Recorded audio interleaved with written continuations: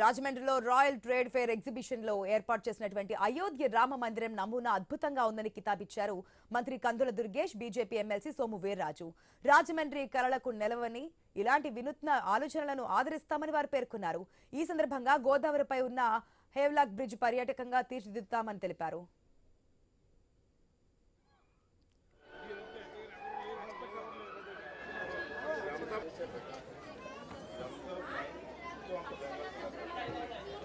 చాలా ఎగ్జిబిషన్స్ చూస్తూ ఉంటాం మనం. ప్రతి సంవత్సరం కూడా ఏదో రూపేణా రాజమండ్రి నగరంలో ఎగ్జిబిషన్స్ వస్తూ ఉంటాయి. కానీ ఈ సంవత్సరం ఈ రాయల్ ట్రేడ్ ఫెయిర్ ఎగ్జిబిషన్ మాత్రం ఒక వినూత్నమైనటువంటి ఎగ్జిబిషన్గా తప్పనిసరిగా చెప్పాలి. ఒక అద్భుతమైనటువంటి అయోధ్య రామ మందిరం తాలూకు నమూనాతోటి, అంటే ఇక్కడ గుడి అందులో విగ్రహం అవేమి ఉండవు, నమూనా, కేవలం నమూనాతోటి ఒక అద్భుతమైనటువంటి కళాఖండాన్ని సృష్టించారు వారు. పర్యాటక రంగంలో కూడా ఒక భాగంగానే దీన్ని భావిస్తాం.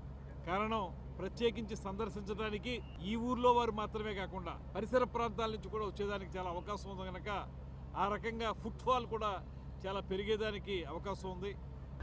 రాయల్ ట్రేడ్ ఫెయిర్ అనే ఎగ్జిబిషన్స్ని రాష్ట్ర వ్యాప్తంగా నిర్వర్తించడం, దానిలో అయోధ్య రామ మందిరం యొక్క ఒక నమూనాని వారు గత 3 నెలలుగా ఇక్కడ దీన్ని ఏర్పాటు చేయడం, రాయల్ ట్రేడ్ ఫెయిర్ అనే ఎగ్జిబిషన్స్ని రాష్ట్ర వ్యాప్తంగా నిర్వర్తించడం, దానిలో అయోధ్య రామ సీఎం చంద్రబాబు సారథ్యంలో పేద